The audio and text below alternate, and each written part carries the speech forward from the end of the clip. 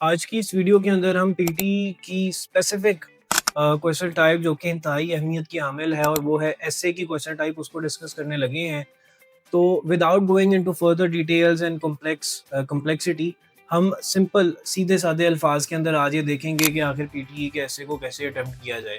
सबसे पहले तो एक चीज़ स्टूडेंट्स आप अपने माइंड में रखें कि आई पर्सनली रिकमेंड के टेम्पलेट्स को अब आप भूल जाएं। हाँ, लेकिन एक स्ट्रक्चर जो है जैसा हम आइल्स में फॉलो करते हैं वो आज की इस वीडियो के अंदर मैं आपको एक्सप्लेन ज़रूर कर दूंगा। After which it will be really easy for you to attempt any essay of PT Academic. अब एसे की अगर बात की जाए तो it is going to contribute 1/4 यानी 25% आपकी जो राइटिंग है वो इस एसे में मुनसर है। लिहाजा ये इंतहाई अहमियत का हामिल है। अब जो भी आपके पास टॉपिक आएगा just try to follow a 4 paragraph structure. Number 1 paragraph आपने इंट्रोडक्टरी पैराग्राफ अगर हम उसको नेम दें, याद रखिएगा इसमें हेडिंग्स आपने नहीं देनी, बस फॉर योर कन्वीनियंस मैं आपको बता रहा हूँ आखिर ये 4 पैराग्राफ्स हैं क्या।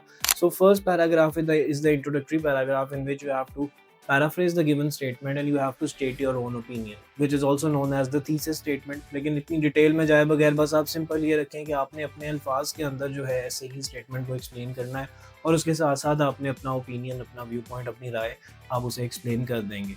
अब डेफिनेटली या तो ऐसे के अंदर एग्रीमेंट या डिसएग्रीमेंट के रिगार्डिंग पूछा गया होगा या एडवांटेजेस डिसएडवांटेजेस के रिगार्डिंग पूछा गया होगा। What you have to do is to divide your answer into 2 parts।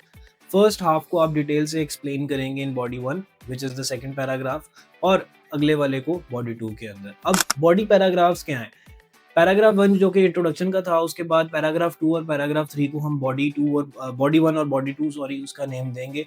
जैसा कि नेम इटसेल्फ शो कर रहा है कि ये आपके पैराग्राफ आपके एसे सॉरी उसकी बॉडी को कॉन्स्टिट्यूट करेंगे और सबसे इंपॉर्टेंट पैराग्राफ्स होंगे। अब ये तो एक और इसके आगे कंक्लूजन का पैराग्राफ आएगा। ये तो एक फुल स्ट्रक्चर है फॉर एसे, लेकिन बॉडी पैराग्राफ्स के अंदर भी एक स्ट्रक्चर है। वेदर यू आर एग्रीइंग और डिसएग्रीइंग आपके पास कुछ रीजंस तो होंगी। आपने अपना आर्गुमेंट, वो फर्स्ट लाइन के अंदर आर्गुमेंट आएगा, then supporting arguments, then explanation with example. इसी तरह same goes for paragraph 2, body paragraph 2 उसके अंदर भी आप अपना आर्गुमेंट देंगे वेदर इट्स इन नेगेटिव और इट्स इन पॉजिटिव। और जहाँ तक ताल्लुक है कंक्लूजन का, डेफिनेटली अगर आपने इतना बड़ा जो है ऐसे अटेम्प्ट किया है, आप अपने व्यू पॉइंट को सपोर्ट करना चाह रहे हैं ना, इसी वजह से तो आपने अपने आर्गुमेंट्स दिए हैं बॉडी 2 और बॉडी 3 के अंदर। तो जस्ट 1 और 2 lines of conclusion, that's it, in which you have to paraphrase the whole essay. और डेफिनेटली उसी के अंदर आपका अपना ओपिनियन या अगर एडवांटेजेस डिसएडवांटेजेस जो भी आपसे क्वेश्चन रिक्वायर कर रहा है वही कंक्लूजन के अंदर आ जाएगा, क्योंकि that is what you have explained in body 2 and body 3। तो अगर मैं बात करूं, समराइज करूं इस पूरी डिस्कशन को, तो इसके अंदर बॉडी 1 एंड बॉडी 2 सॉरी यानी पैराग्राफ 2 और paragraph 3 these are of paramount significance. आप स्पेलिंग मिस्टेक्स अवॉइड करें ज़्यादा से ज़्यादा। अब कंटेंट का कैसे पता लगे, ज़्यादा से ज़्यादा कीवर्ड्स यूज़ करें, उसके रिगार्डिंग जो है मटेरियल यूज़ करें। फॉर एग्जांपल अगर स्कूल्स के बारे में आता है तो डेफिनेटली स्कूल्स के अंदर टीचर, स्टूडेंट्स, ये सारे वर्ड्स आप उसमें यूज़ करेंगे।